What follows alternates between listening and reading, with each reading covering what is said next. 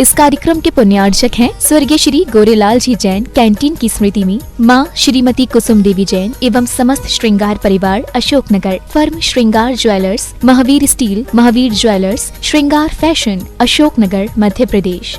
श्रीमान धर्मचंद जी, ज्ञानमती देवी बड़जात्या, फतेहपुर शेखावाटी। फर्म श्री बड़े बाबा इंटरनेशनल परिवार, सूरत, गुजरात। स्वर्गीय श्री उत्तम चंद्र जैन जी, 9 गाँव वालों की पावन स्मृति में धर्मपत्नी श्रीमती नत्थीबाई जी जैन। विंध्या इंजीनियर रीवा की ओर से समस्त परिवार।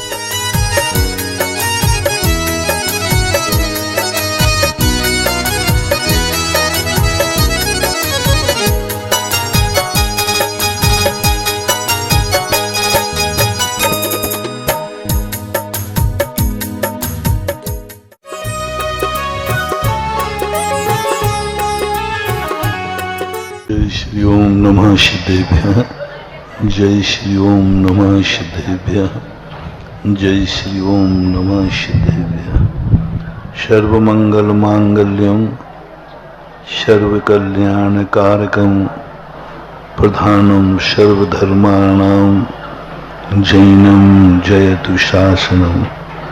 पंच परमेष्टि भगवान की, आचार्य श्री गुरुवर कुंद महाराज की, आचार्य श्री गुरुवर विद्यासागर महाराज की, मुनि पुंगव श्री सदासागर जी महाराज की, समस्त आचार्य संघ की। विचारणी प्रश्न चल रहा है कि जिसका सब कुछ बुरा है इसलिए वो स्वयं बुरा है, कोई बड़ी बात नहीं। जिसके पीढ़ी दर पीढ़ी पापी हैं, दादा पिता सब कुछ पापी है, सब कुछ व्यसनी है, सर्व दुर्गुणों से संपन्न है, यहाँ तक कि पूर्व भव के भी पापी हैं। वर्तमान के पापी पूर्व भव के पाप की निशानी बनती है। पूर्व भव में भी वो पापी थे, तभी उन्हें पापी देश मिला, जाति मिली, कुल मिला, क्योंकि भवांतरों से पापी चले आए।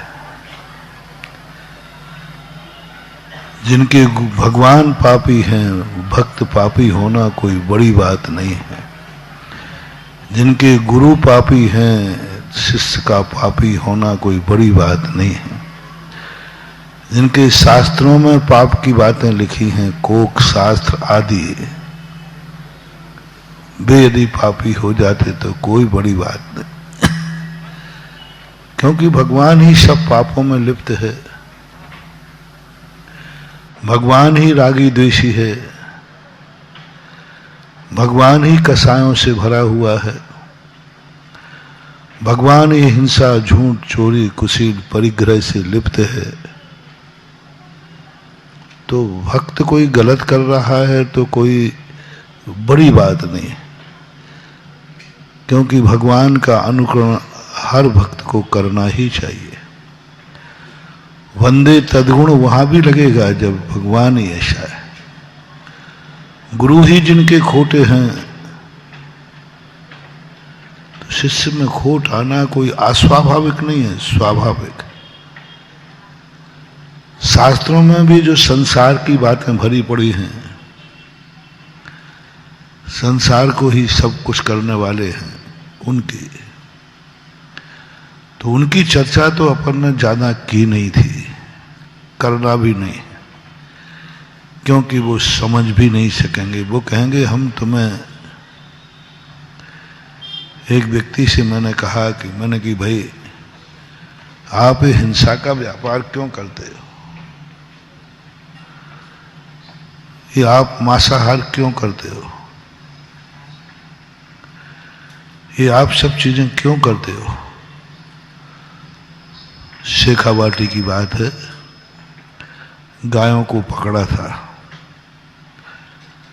तो उनसे हमने समझाया, मैंने कि भाई और कोई भी धंधा कर सकते हो, तो तो उन्होंने कहा महाराज जी ये धंधा करने में क्या बाधा है, हम पशुओं को काटते हैं, बेचते हैं, जिंदा गाय जिंदा पशु 500 रुपये का है और मार कर काटने में वो 8,000 रुपये का बिक जाता है। जिंदा पशु जो दूध आदि गाय नहीं देती ना, ये बहुत सस्ती मिलती हैं। उस समय 500 रुपये में कोई भी बूढ़ी गाय जो दूध नहीं देती है, वो बछड़े जो कोई कार्य में काम नहीं आते हैं, वे 500 रुपये में मिल जाते हैं। और कई लोग तो फोकट में दे देते हैं।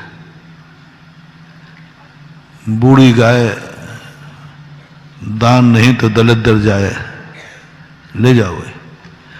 और मरने के बाद उसको हम मार करके बेचते हैं 7-8 हजार रुपये की गाय पड़ती है। सन 98 की बात कह रहा हूं। तो बोले महाराज हम कौन सा बुरा कर रहे हैं, जीवित में इतनी सी कीमत, मरने पर इतनी कमाई कर रहे हैं, हम तो देश को बढ़ा ही रहे हैं। मैंने कहा भाई ये तो पाप तो है ही, गलत है, आप क्यों करते हो ऐसा। हम तो बोले महाराज जी हम क्या करें, इतना सस्ता धंधा मिलता ही नहीं कोई, इतना कोई सस्ता धंधा है ही नहीं कि 500 रुपया लगाओ पूंजी को और 8,000 रुपये की प्रॉफिट हो। बोलो ऐसा धंधा कौन सा है दुनिया में। पूंजी 500 रुपया और कमाई 8,000 रुपया। बोले महाराज आप दूसरा धंधा बता दो, प्रॉफिट ये होना चाहिए। मैंने बहुत सोचा, मैंने कि इतनी प्रॉफिट तो नहीं हो सकती कि 500 का माल और 8,000 रुपये को, मैंने कि बहुत कितनी करेगा कोई, दुनिया का धंधा इतना महंगा तो नहीं हो सकता। मैंने कि इतना तो नहीं हो सकता। तो हमने कि देखो ये जैनी लोग भी तो धंधा करते, सब करते। बोले महाराज वो पैसे वाले हैं, जैनियों के प्रति ये सारे विश्व की धारणा बनी है, जैनी पैसे वाले होते हैं। और इस शब्द मैं सुनता हूं तो मेरा सीना 56 इंच का हो जाता है। जैनी पैसे वाले होते हैं। मैं उससे यही सुनना चाह रहा था, मुझे बहुत खुशी हुई। मैंने कि ये तुम्हारी धारणा है कि जैनी पैसे वाले होते हैं, तो तुम क्यों जैनी नहीं बन जाते। तुम जैनी बन जाओ, तुम्हारे पास पैसा आ जाएगा। बोले महाराज ये तो नहीं बनूंगा। बोले मैंने क्यों। तो उसने कितना बढ़िया जवाब किया। बोले महाराज मैं आपकी बात क्यों मानूं, आप मेरे कौन हैं, आप मेरे कौन हैं। आप जैनियों के गुरु, मैं तो जैन हूं नहीं, आपको तो गुरु मैं मानता नहीं, आपके भगवान को भी नहीं मानता, आपके शास्त्र को भी नहीं मानता। अब मैं क्यों मानूं आपकी। मैं तो अपने गुरु की बात मानूंगा, मैं तो अपने भगवान की बात मानूंगा। और हमारे भगवान ने, हमारे गुरु ने ये मांसाहार करने का, पशुओं को काटने में कोई पाप नहीं बताया। इनका कोई पाप नहीं है। आप लोगों के शास्त्र में पाप है, आपके गुरु ने पाप बताया, हमारे गुरु ने तो नहीं बताया। तो बताओ महाराज जी मैं पराये गुरु की बात मानूं कि अपने गुरु की बात मानूं। मैं कुछ जवाब नहीं दे पाया। बोले मेरे गुरु ने कहा है कि तुम काटो, पशुओं काटो, बेचो, व्यापार करो, खाओ।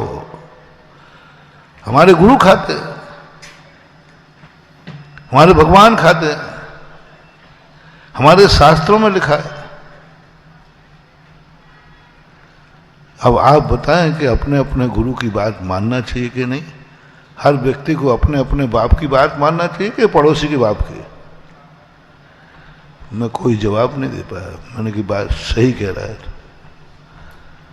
अब ऐसे लोगों को क्या करोगे, क्या उपदेश दो। वो बन ही नहीं सकता, उपदेश बनेगा ही नहीं, क्योंकि जिनके सब कुछ पूरा एक पापमय हो गया है ब्रह्मांड, हर रिश्तेदार पापी है, हर रिश्तेदार मांसाहारी है, हर रिश्तेदार शराबी है, हर रिश्तेदार, यहाँ तक कि भगवान भी उसी में लिप्त हैं।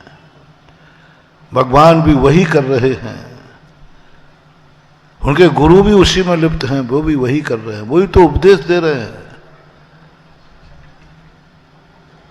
ऐसे लोगों के लिए जैन शास्त्रों में उपदेश देने की मना किया है। ऐसे लोगों को सुधारने का प्रयास मत करना,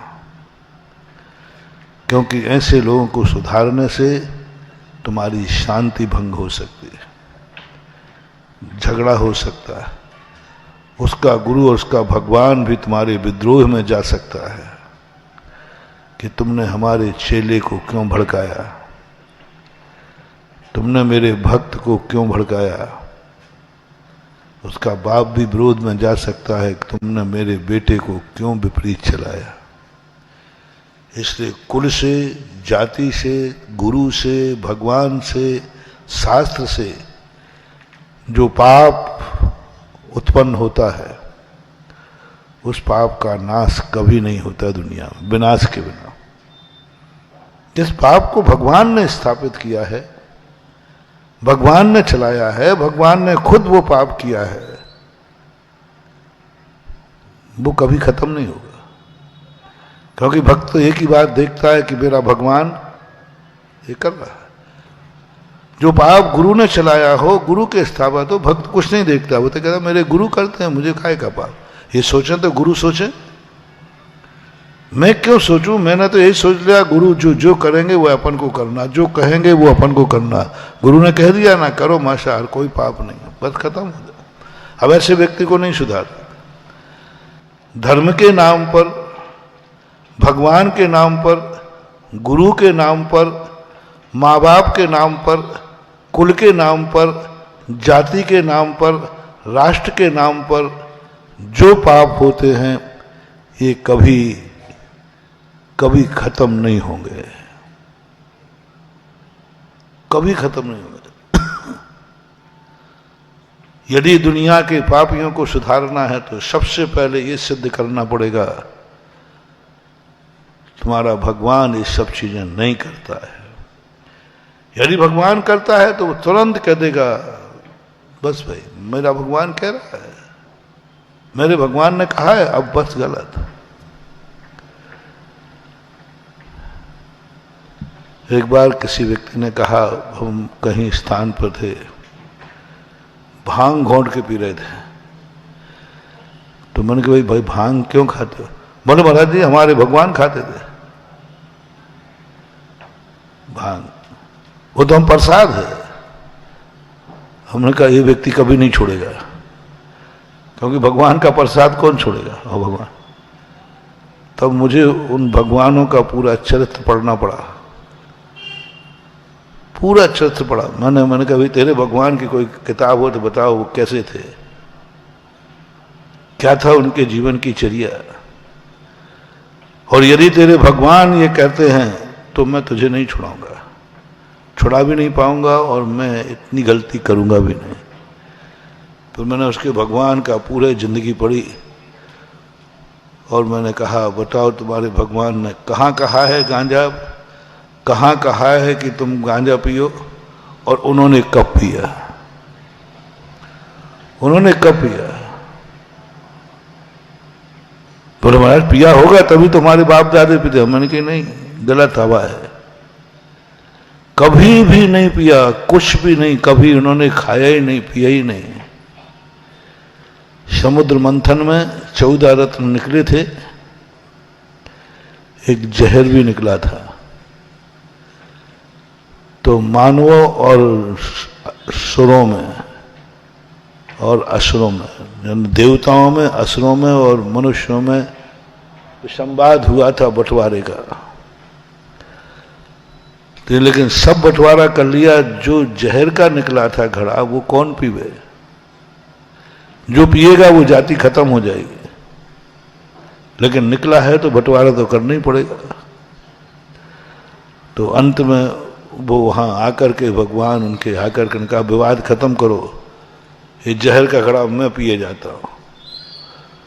जैसे वो जहर का घड़ा पी लिया, उनको तो कुछ होने नहीं था, गले में अटक गया तो गला जरूर नीला पड़ गया। मैंने कहा यदि तुम्हारे देवता ने भी जहर पिया था, गांजा नहीं पिया था, भांग नहीं पी थी, बताओ। कोई भी लोग कई बार अपनी कमी को ढांकने के लिए बड़ों को बीच में ऐसे ले लेते हैं, जैसे हमने परसों नरसों कहा था। तो ऐसी परंपरा है गुरुओं में अंदर। ऐसे गुरु लोग, हमने किसी व्यक्ति से कहा बोलिए रात में मत खाओ। बोले महाराज जी बताओ आप कौन है हमारे, मैं अपने गुरु की बात मानूं कि तुम्हारी बात मानूं? मेरे गुरु खुद रात में खाते हैं, मेरे गुरु रात में खाते हैं और वो कहते हैं रात में खाने में कोई पाप नहीं है। मैं कहता भैया अब नहीं छोड़ा पाऊंगा तुझे, क्योंकि ये रात्रि भोजन जो क्रम है तेरे गुरु ने चलाया है। जिस बात पर जिसके गुरु समर्थन कर दें उस बात का त्याग कराना मुश्किल है। शास्त्र में लिखा मिल जाए तो फिर कुछ नहीं कर सकते आप। गृहीत मिथ्या दृष्टि को सम्यक दृष्टि बनाना बहुत कठिन है, गृहीत मिथ्या दृष्टि को। क्योंकि गृहीत मिथ्या दृष्टि कोई बनता है तो वो उनके भगवान से बनता है, गुरु से बनता है, शास्त्र से बनता है। गृहीत का अर्थ ही होता है खोटे देव सात गुरु ने जो मार्ग चलाया उसको स्वीकार कर लेना, और उसको कोई गृहीत मिथ्या दृष्टि का परिवर्तन दुर्लभतम दुर्लभ है। असंभव तो नहीं कहूंगा, लेकिन दुर्लभतम दुर्लभ है, क्योंकि वो गृहीत मिथ्या दृष्टि है। इसी प्रकार जो पाप कुल परंपरा से चला आ रहा हो उस पाप को भी धोना मुश्किल है। मैं कहता मेरे दादाजी करते थे, और परंपरा की बातें तो इतनी जबरदस्त चलती हैं कि सामने तुम्हें मालूम भी चल जाए कि ये कार्य गलत है, लेकिन तुम एक ही बात से करो महाराज जी परंपरा है, हमारे बाप दादों की परंपरा है। भारत देश परंपराओं में ज्यादा मूर्ख है, जान रहा है, सब जान रहा है बिल्कुल गलत है, लेकिन बस परंपरा है। इससे क्या होता? बोले कुछ नहीं होता, परंपरा है, हमारे पूर्वज करते आए। और ये परंपराएं इतनी खतरनाक हो जाती हैं। देखो एक फॉर एग्जाम्पल, एक परिवार की शादी होकर आई बेटा की, जैसे ही दरवाजे पे आई उसी समय एक बिल्ली आई। वो बिल्ली घर की थी, आती जाती रहती, पालतू बिल्लियां रहती। अब वो सामने आने को लगी। अब सासू के मन में भाव आया मेरा बेटा बहू आ रहा है दरवाजे पर, उसी समय ये बिल्ली उछल कूद करेगी। और बिल्ली का रास्ता काटना लोग मुड़ता है, पर मानते हैं कि ये अशुभ हो गया, और ये मानेगी नहीं। और जैसे ही आएगा वो ये सामने आ जाएगी, इसका आना तो अशुभ है। उसने तुरंत बड़ा सामने आ रहे बेटा बहू उसी समय उस बिल्ली को पकड़ा और एक टोकनी के नीचे बंद कर दिया, जिससे उछल कूद। अब जो नई दुल्हन आई थी वो सब चीजें गौर से देखती है, क्योंकि कल उसको भी तो सासू बनना है। भाई इस घर की परंपराएं क्या हैं, मेरे प्रवेश करने पर क्या क्या कार्य कराते हैं। तो बहू घूंघट में से सब देख रही थी कि देखो एक बिल्ली थी, मेरे आने पहले सासू ने उसको टोकरी के अंदर बंद कर दिया। अब वो सासू भूल गई और बहू ध्यान रखे और बिल्ली का क्या होता है देखना है। और नई बहू से कुछ बोली नहीं, क्या होता है। वो बिल्ली 3 दिन के अंदर उसी में मर गई। वो तब मर गई तो सासू ने अरे गंद काई किया, अरे बिल्ली मैं तो भूल ही गई उसको निकालना। किसी को कुछ बताया नहीं और बिल्ली को निकाल के फेंकवा दिया। बात आई और चली गई, किसी को बताया नहीं। क्यों रखी थी, क्या हुआ, बस आई बात गई। सासू मर गई, बहू सासू बनी। वो लड़के के बेटे की बहू के बेटे की शादी हुई, दरवाजे रोको, पहले एक बिल्ली लाओ, टोकनी के नीचे बंद करो, जब तक वो मर नहीं जाए उसे मत निकालो। सबने कहा नहीं, मुझे मालूम है, मेरे प्रवेश पर सासू ने यही किया था, मैं भूली नहीं हूं, मैंने अपनी आंखों से देखा था, उसने यही किया था। अब उस घर में जब जब शादी होती है एक बिल्ली मरती है, और 2-3 पीढ़ी निकल जाए तो फिर किसकी क्या मजाल के उस पीढ़ी को सब डर, अरे हमारे परम कुछ हो गया, अरे वो तो परंपरा टूट गई। आज जब भी उसके यहां शादी होती है एक बिल्ली मरती है। बोलो कितनी शादियां, कितने, एक हर शादी में जब जब शादी होगी बहू आएगी, बिल्ली एक मरेगी टोकनी, और वो भी मारी नहीं जाएगी, उसको टोकनी में रखा जाएगा, जब तक वो मर नहीं जाएगी तब तक उसे निकाला नहीं जाएगा। बोलो कैसी परंपराएं हैं। उनको खूब समझाया, भैया बिल्ली है, ऐसा है वैसा है। बोले महाराज हमारी परंपरा है, हमारे साथ खुद हुआ। ऐसी ऐसी विचित्र परंपराएं हैं देश में। एक परंपरा थी राजस्थान में, बच्चे का मुंडन कराया जाएगा, एक बकरे को लाया जाएगा, 4 लोग बकरे को पकड़ेंगे, बकरे पर बच्चे को बैठाला जाएगा और उस पर बैठाल करके बच्चे का मुंडन कराया जाता है।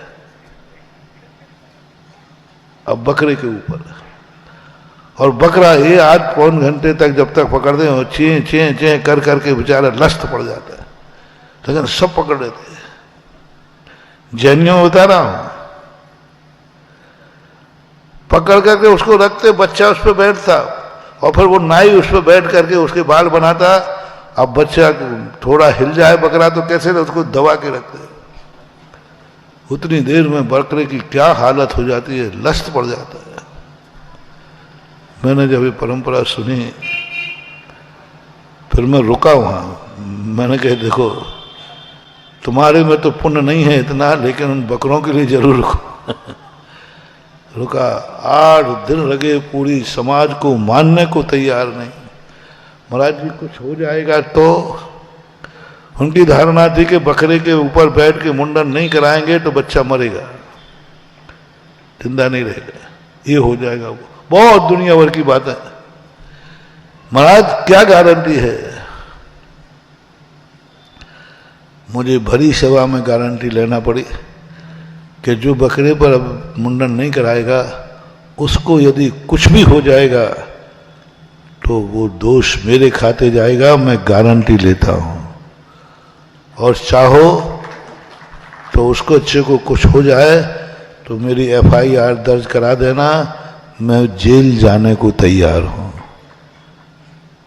मैंने कहा नोट कर लो, हमारे तो लाइव तो चलते ही, टेप तो चलते ही थे, टेप कर लो, यदि कुछ हो जाए तो मेरे ऊपर दावा कर देना, दावा कर देना और चला जाऊंगा। मैंने मन को बहुत कहा कि देख ले बेट बाबा, काकताली न्याय से कहीं कुछ हो गया तो बोलो मानो, सोचो कभी ऐसा हो तो। काकताली न्याय से हो जाता तो क्या होता? 2022 का ललितपुर में छत्रमास नहीं होता। तुम्हारे इतने पुण्य का उदय था,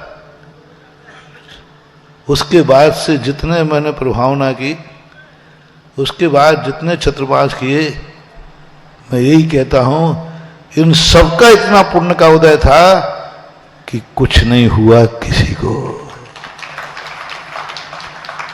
6 महीने तक की मोहलत दी थी मैंने। देखो जिंदगी भर का तो ठेका ले नहीं सकते, जिंदगी भर में तो किसी का 6 महीने तक उस बालक को कुछ हो जाए तो मेरे, अब 6 महीने के बाद तो फिर जिंदगी बढ़ी।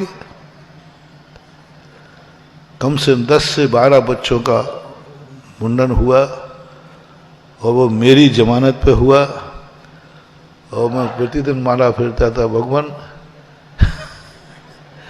जेल भेजना हो तो एक आध बालक को गड़बड़ करो, और यदि मैंने अच्छा कार्य किया हो तो बस इन बच्चों की संभालना, मैंने कोई पाप नहीं किया है। आप खुद मालूम है कि उस बकरे की क्या दशा करते हैं। प्रभु ने सुनी, आप सबका पुण्य था, आज पूरे नगर में बिना बकरे के मुंडन चालू हो गए। मैंने कहा भाई जाओ किसी मंदिर धर्म क्षेत्र पे करा लो, तीर्थ क्षेत्र पे करा लो, आसपास कहीं भी वहां करा लो, मेरे सामने करा लो। 3-4 का मेरे सामने हुआ, मैं बैठा था। अब मत लेके आ जाना, नहीं तो मेरे कमरे में आ जा। हाँ नहीं तो वहां तो बकरे को बचाना था, तो मैंने कहा नहीं भैया मेरे सामने करो, मैं बैठा हूं। तो अब ये जो परंपराएं होती हैं पूर्वजों से, इन परंपराओं को मिटाना बहुत कठिन। बहुत सारे साधु महाराज आए, और महाराज हर साधु मना करता है, तो मैंने छोड़ा क्यों, बस वो गारंटी नहीं लेते। वैसे उनसे कहो कि महाराज जी कुछ हो गया तो कहता हो जाए तो मैं क्या करूंगा, हो जाए तो मैं क्या करूंगा। हम लोग सब देखो महाराज जी यदि ये परंपरा में कुछ हो गया तो आज क्या माता गई, सब गए। बस हम लोग एक ही बात, माता जी महाराज जी कुछ हो जाएगा तो क्या करोगे, तो महाराज कुछ नहीं बोलते थे। मैंने कि पहला महाराज आया, उन्होंने कहा गारंटी, बहुत बड़ी बड़ी गारंटियां लेना पड़ती, लेता हूं, और मुझे अपने ऊपर विश्वास है कि मेरी गारंटी की जमानत अभी तक तो जब्त नहीं हुई कहीं भी। बहुत प्रयास, बहुत रिक्स उठाई, बहुत ऐसी रिक्शा उठाता हूं, लोग सुने तो घबरा जाते, लोग मेरे पास आ जाते हैं, बोले महाराज जी आप ऐसी रिक्स मत उठाओ। मैं एक बार सीकर चतुर्मास के लिए जा रहा था, संस्मरण याद आ जाए सुना दो। हाँ कोई जरूरी नहीं है, हम तो बस अपना आ गया। तो वहां का नियम था कि जो साधु वहां चतुर्मास करेगा वो चतुर्मास करने जाएगा तो सही, लेकिन लौट के नहीं आएगा। एक किसी महाराज का अभिशाप था, एक ठुल्ला के लग थे, वहां के कुछ बिगाड़ हो गया हो उनका, तो वो अभिशाप दे गए थे, जा तुम्हारी समाज में कोई साधु आएगा नहीं, आएगा तो लौट के नहीं जाएगा। काकताली न्याय से जितने साधु महाराज गए वे कोई लौट के नहीं आए, सबकी समाधि हो। हमारे आचार्य श्री के गुरु भाई विवेक सागर जी महाराज जी थे, वो गए, कोई मतलब नहीं था, कुछ नहीं था, उनकी समाधि हो गई, लौट के लिया। पूज्यवर धर्म सागर महाराज की समाधि हो गई, पता जितनी हारिकाओं कितनों की समाधि हो गई। और समाधि के उद्देश्य से चतुर्मास नहीं हुए थे, बढ़िया अच्छे हुए थे, बहुत बढ़िया चतुर्मास की प्रभावना हुई थी बहुत, लेकिन बीच में ऐसा स्वास्थ्य खराब हुआ तो उस पूरे एरिया में यही था। फिर कोई साधुओं ने जाना बंद कर दिया। कौन जाएगा मरने के लिए, कौन जाएगा मरने के लिए, समाज बुलाना बंद कर दिया कि भैया अपन तो बिना महाराज के रह जाएंगे, क्योंकि जो महाराज आएंगे वे सब समाज श्रीफल चढ़ाना बंद, साधु जाना बंद। 12 साल हो गए, 12 साल तक कोई भी साधु ने चतुर्मास नहीं किया। पैसे जाते थे, निकल जाते थे, पर चतुर्मास करेगा तो लौट के नहीं जाएगा। अब हमारी बारी थी, तो आचार्य श्री ने, हम केकड़ी में थे, आचार्य श्री ने कहा जाओ वहां चतुर्मास करो। 300 किलोमीटर 10 दिन में जाना था। आषाढ़ सुदी पंचमी को आचार्य दिवस मैंने केकड़ी में मनाया, और फिर जाना है सीकर। कितना वहां पर, कितनी मुश्किल में, 300 किलोमीटर। और बस मैं आधे रास्ता पहुंचा हूं और पूरे राजस्थान की समाज आके खड़े हुए, मैं आपको सीकर नहीं जाने दूंगा। नसीराबाद वगैरह के लोग हजम नहीं, किशन सब ने, आप यहां से जा नहीं सकते। मैं सीकर चतुर्मास में जाकर अपने साधु को खोना नहीं चाहता हूं। आपकी उम्र कितनी सी है? अभी तो आपसे बहुत प्रभावना है, 98 की बात है, 22 साल मानवीय, 24 साल नहीं, हम नहीं जाने देंगे किसी भी हालत में। आध घंटे पटरी के ऊपर, पटरी से रास्ता जा रहा था, आध घंटे जाम रहा। दुनिया के तो बसें जाम होती हैं, यहां ट्रेन जाम रही। स्टेशन के पास ही भागे लोग, रास्ते वही था, जाना था। मैंने कहा भैया देखो, कदम तो बढ़ चुका है और वैसे ही मैं बहुत जल्दी मान जाऊंगा, लेकिन अब नहीं मानूंगा। अब नहीं मानूंगा कि जो गया वो लौट के नहीं आया, ये तो फिर चुनौती है। वैसे मैं मान जाता है, क्योंकि इतने सारे लोग मना कर रहे, तो सीकर वाले भी शामिल हो गए। हाँ महाराज जी, यदि आप नहीं आए तो हमें कोई आपत्ति नहीं। नगर वाले कह रहे, वो भी डर रहे हैं, कांप रहे हैं वो, क्योंकि गुरुजी ने दिया था, वो न थोड़ी हम श्रीफल चढ़ाने आए थे। गुरुजी ने कहा जाओ करो वहां चतुर्मास। और आचार्य को भी मालूम नहीं था कि मामला ऐसा है, उन्हें सहज में कह दिया। सीकर वाले भी कहने लगे महाराज ठीक है, हम भी रिस्क नहीं ले सकते कि आपका कुछ हो जाए तो हम क्या होगा। मैंने कि अब तो वही होगा जो मंजूरे होगा। आज पौन घंटे बहस होने के बाद कहा, मैंने कहा देखो, सब लोग अभी से चंदन इकट्ठा करना शुरू कर दो। यदि ऊपर चला गया तो जलाने के काम आएगा, साधु की बॉडी अच्छे से जलाना। मैंने कहा देखो, अच्छे से जलाना, चंदन बंधन सब इकट्ठा कर लो, और नहीं गया तो सबको चंदन घिस के लगाना। मैं पहुंचा जाकर के, और ज्ञान सागर की वो स्थली है रानौली, वो एरिया ज्ञान सागर जी का कहलाता है। मैंने कहा ज्ञान सागर महाराज, ये आपकी जन्मस्थली में ये क्या तमाशा है?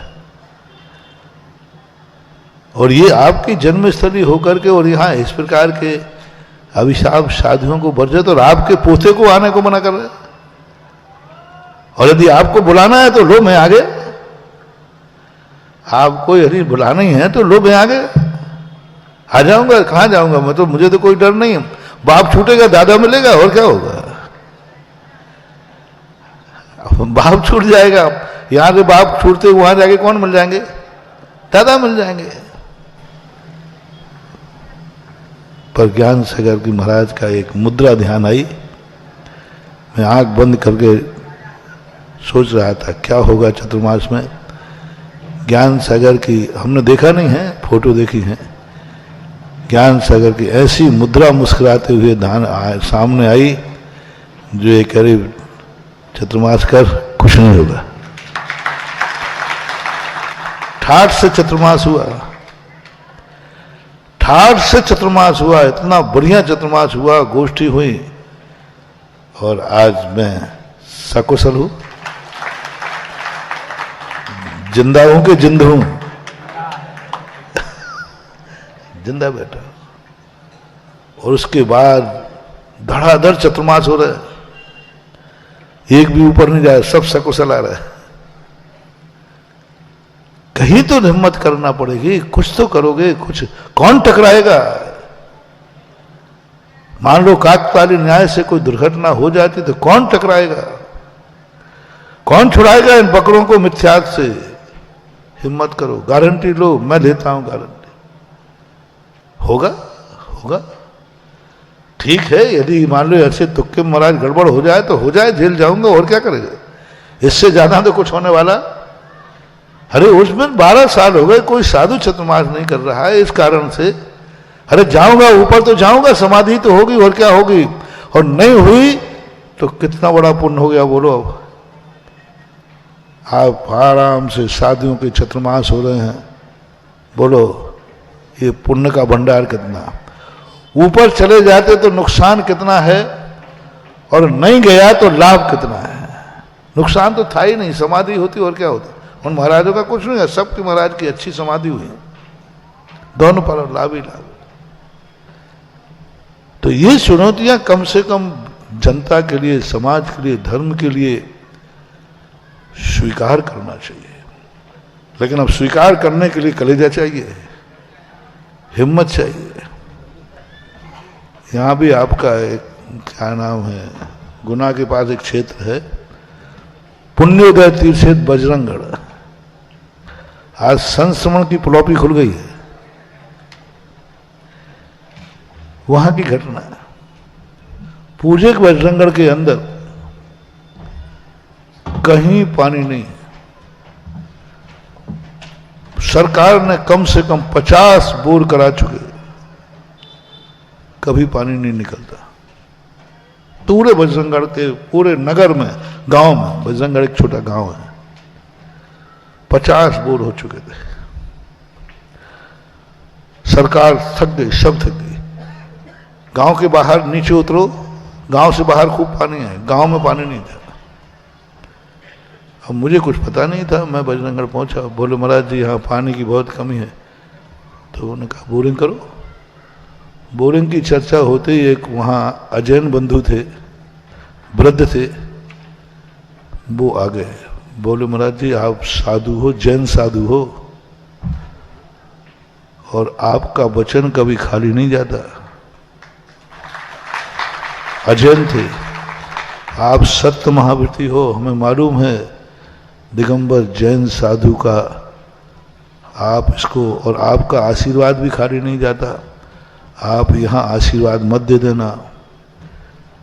ये बोरिंग करने का आप बोलना ही मत, कुछ भी मत बोलना, कुछ भी मत बोलना, आशीर्वाद भी मत देना, पानी निकल आएगा ये मत बोलना।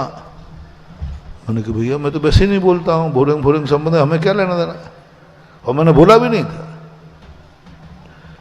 मैंने बोला नहीं था, ना मैंने कहा था, ना आशीर्वाद दिया था। लेकिन जैसे उसने मना किया फिर तो खुजली चालू हो गई। उन्होंने कहा, मैंने कहा दादाजी अभी तक तो नहीं दिया, हो मेरा मन भी नहीं था, ये तो समय कमेटी में काम है, लेकिन क्या बात है। उन्होंने कहा महाराज जी 400-500 साल पहले यहाँ एक घटना घटी थी। गांव में एक कुआं था, एक तापसी प्यासा आया था, उसने पनिहारन से पानी मांगा तो पनिहारन ने उसको पानी नहीं पिलाया और अपनी तमेड़ी गुण उठा करके चली गई। उस तापसी ने अभिशाप दिया था, जा तेरे गांव में कभी पानी नहीं रहेगा, तुम सारी महिलाएं पानी ढो ढो करके सिर थक जाएंगे। तब से कभी कुछ नहीं हुआ, और उस वर्ष के बाद से 400 साल तक वहां पानी का कोई। अब मैंने कहा कि भैया अभी तक तो ठीक था, और मैं वो दादाजी को बोले महाराज जी देखो मान जाओ, आप मत देना आशीर्वाद, आपको बहुत आपकी, अब आप जानो, आपका काम जानो। मैं सीधा शांतिनाथ भगवान के पास गया, मैंने कि भगवान मामला क्या है, और आपको मालूम है कि मैं मानने वाला नहीं हूं, और आगे का काम आप संभालना। भगवान की शांति धारा कराई। मैंने कि भगवान अब मैं ही नहीं फंसूंगा। मैंने पहले ही कहा ना कि अपन को कुछ लपेटे में आ रहे हो तो बड़ों को लपेटे में ले लो। अब मैं नहीं फंसूंगा, क्योंकि मैंने आपकी चर्चा कर दी है। बजरंगगढ़ के शांतिनाथ बहुत शक्तिशाली हैं, बहुत एनर्जी है, इनकी शांति धारा में बहुत चमत्कार है। अब यदि नहीं निकला तो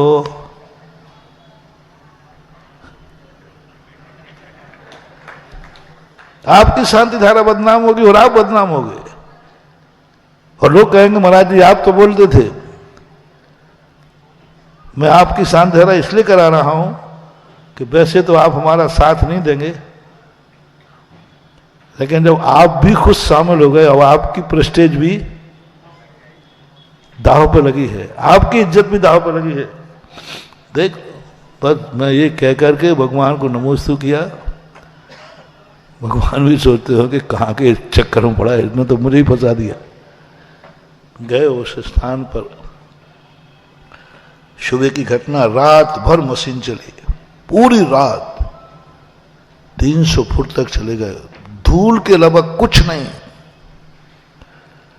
5:30 बजे कमेटी डॉक्टर साहब थे वहां के अध्यक्ष, उन्होंने कहा महाराज जी कुछ नहीं, ठीक है। शांति धारा उस बोरिंग के अंदर डाल दी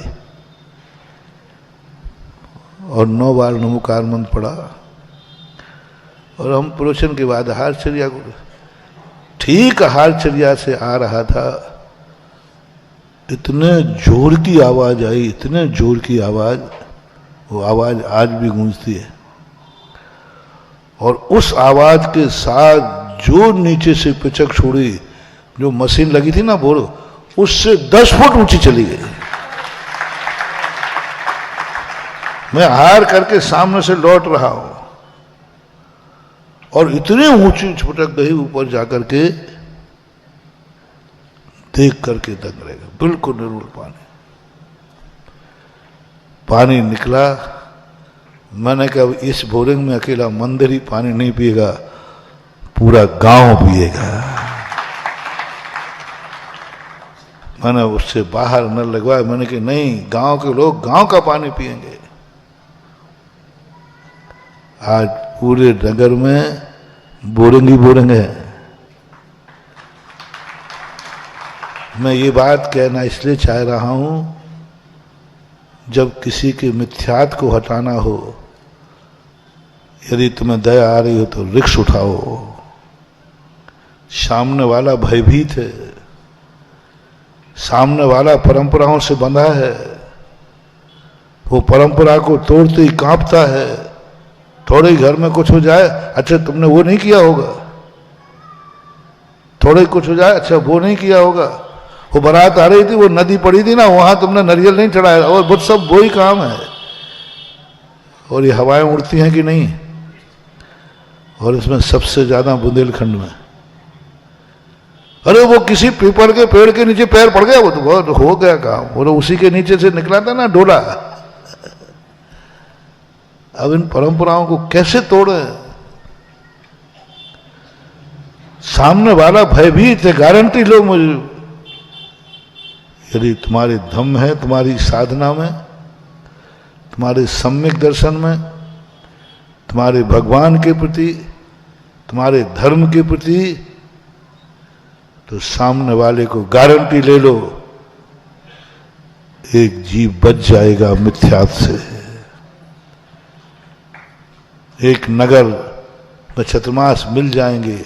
रिक्स लो, अपने ऊपर विश्वास करो। ऐसे दुनिया के करने से यदि दुनिया मरने लग जाए तो दुनिया बचेगी नहीं, दुनिया बचेगी नहीं। हो सकता है काकताली न्याय से घटना घट गई, 2-3 चतुर्मास हुए, वे सब चले गए, घट गई घटना, काकताली न्याय है। इन काकताली न्यायों के लिए रिक्स उठाना जरूरी है। इसलिए मैं कह रहा हूं, परंपराएं जो बाप दादों से चलती हैं, इनको तोड़ना बहुत कठिन है, बहुत कठिन। आप लोग कितने मेरे खुद के भक्त हैं, इतने समझाने के बाद, समझने के बाद भी रूढ़ियां टूटती नहीं है, छूटती नहीं है। हम महाराज जी कह रहे तो क्या कर, महाराज जी का काम, महाराज जी को तो क्या है, कुछ हो जाएगा तो महाराज जी का भी तो बिहार कर देंगे। हाँ, तुमको क्या क्या, हम लोग जब तुम लोगों पर आक्षेप करते हैं ना, तो तुम लोग क्या क्या कहते हो वो सब मेरे कानों में आता है, चिंता नहीं करना। महाराज जी को तो क्या है, उन्होंने तो कह दिया इस आले को अगरबत्ती मत लगाओ। आले वाले पूछते ना, आले में हैं, कोई पत्थर हैं। अभी इस चतुर्मास में हमारे कमरे में पत्थरों के ढेर लग गए। मैंने कहा है क्या, एक तो वो पत्थर निकला जो मंदिर का टुकड़ा था। मैंने क्या था? अरे कहीं महाराज जी है। मैंने कहा ये तो मंदिर का टुकड़ा है जो मंदिर के फलाने स्थान पर लगता है। यूं बस चल रहा है। पर पूर्वजों ने अगरबत्ती लगा दी, अब वो अगरबत्ती लग गई तो लगी। पूर्वज भी सुधर जाएं तो तुम सुधरने वाले नहीं। महावीर के जीव ने, मारीच ने एक कोड़ा कोड़ी सागर वर्ष में 363 मिथ्या मतों की स्थापना की। अंत में जाकर महावीर सुधर गए। उन्होंने घोषणा की कि हो मेरे फॉलोवरों, ये सब गलत रास्ता मैं नहीं बनाया था, ये गलत है, मैं छोड़ रहा हूं। गजब की बात। सब महावीर के स्थापित है, जितने भी है महावीर के जीव के, जितने भी मिथ्या मत हैं, जितने भी यहाँ ढोंग धतूरे हैं, जितने जो वे सब के सब महावीर के जीव की पूर्व पर्याय की देन है। महावीर घोषणा कर रहे हैं मैं सुधर गया, मेरी आंखें छेद गई, ये सब गलत था, गलत था। लेकिन लोगों ने कहा कि अब गलत है तो तुम सुधर जाओ, हम तो अभी। परंपरा इतनी खतरनाक होती है कि चलाने वाला भी सुधारना चाहे तो वो परंपरा वापस नहीं होती। समंत्रबद्ध महाराज को कहना पड़ा पूज्यवर को, लोक मूढ़ता। आज भी आप लोगों में लोक मूर्ताएं भरी पड़ी हैं, ललितपुर में भी। और हो सकता है हमारे खास भक्तों के घरों में भी। शादी वाय के समय देख लो क्या क्या ढोंग धतूरे होते हैं। मृत्यु के समय देख लो क्या क्या ढोंग धतूरे होते हैं। मुर्दे को श्रृंगारेंगे, सौभाग्यवती महिला मर गई तो उसको श्रृंगारेंगे, परिक्रमा लगाएंगे, पैर पड़ेंगे, कुछ तो होता है। हाँ, उसको बढ़िया श्रृंगार करेंगे, कपड़े रहते थे, और फिर उसको सब पैर पड़ेंगे कम से घर से आकर के। वो बहू भी पड़ेगी जिसने जिंदगी में जिंदा में नहीं पड़े।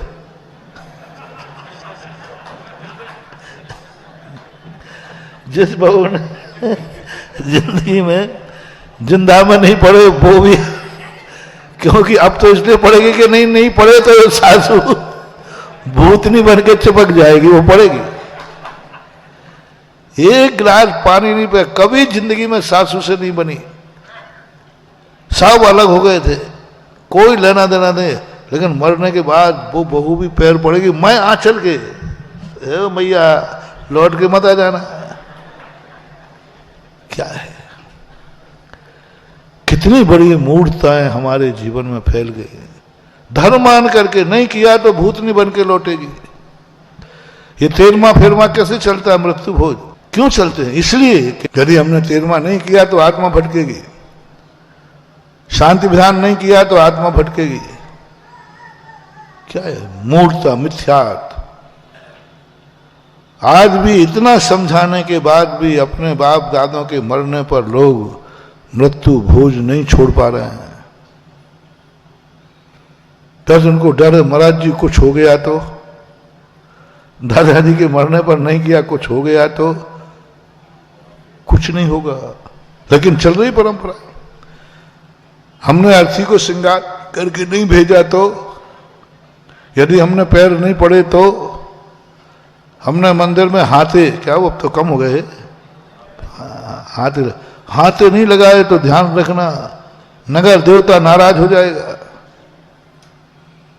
बहुत मिथ्यात्व भरा आज भी है। 21वीं सदी में जाने वाले लोग आज भी मिथ्यात्व है।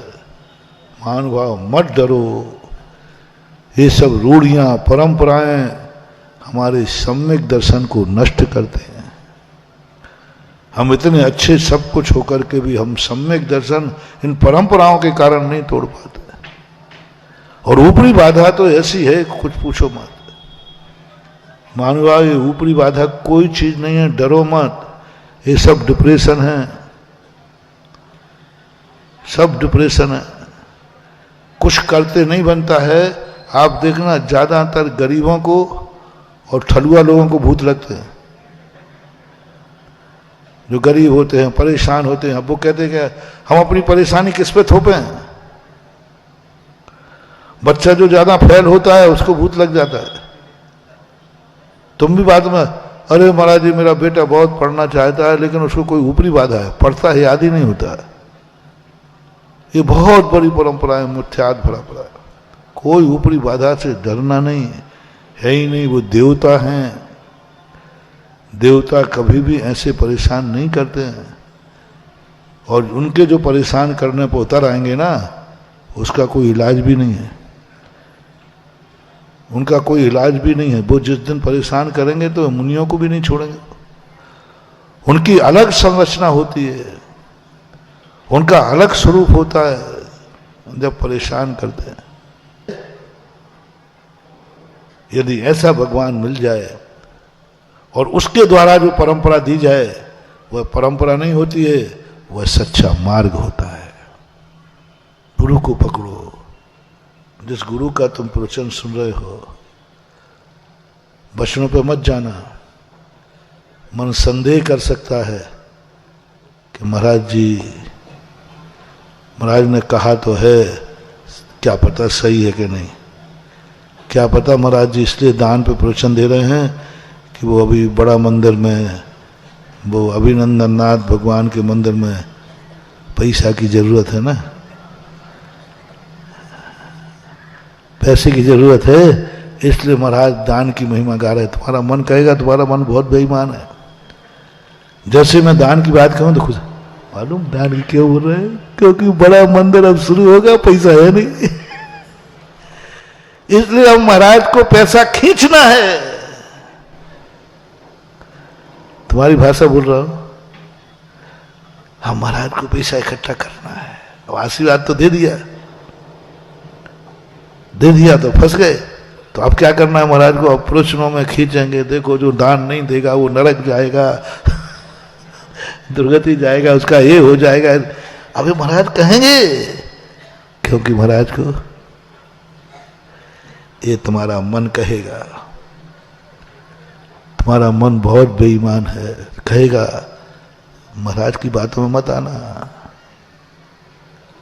महाराज देखो इस समय अभिषेक पूजन कह रहे हैं, बातों में मत आना। महाराज जी कह रहे हैं ना असीम कालीन भक्तांबर, अपन को नहीं जाना। महाराज फंस गए हैं असीम कालीन कह के। अब उनकी इज्जत का सवाल है, इसलिए वो कहेंगे कि जो रात में भक्तांबर पढ़ने आएगा उसको पुण्य ज्यादा लगेगा। तुम कहना महाराज जी हम ललितपुर के बनिया है, सब समझ रहे हैं। आपका बोलना बता रहा है कि रात में पढ़ने नहीं आ रहे हैं लोग, इसलिए आप रात की महिमा गा रहे हैं। आपका मन कहेगा रात में कोई पढ़ने नहीं आ रहा है इसलिए रात की महिमा बता रहे हैं, दोपहर में कोई पढ़ने नहीं आ रहा है इसलिए दोपहर की महिमा बता रहे हैं। अब असीम कालीन भक्तामर की स्थापना कर दी, ये टूट ना जाए इसलिए तुम लोगों को प्रेरित कर रहे हैं। तुम नियम से 90% लोग नकारात्मक सोचते हैं। निकाल लेंगे रास्ता, और मन तुम्हारा निकालेगा। कितनी बातें हम तुम लोगों से कहते हैं, तुम लोगों में समर्थ है, फिर बाद में क्या कहते हो।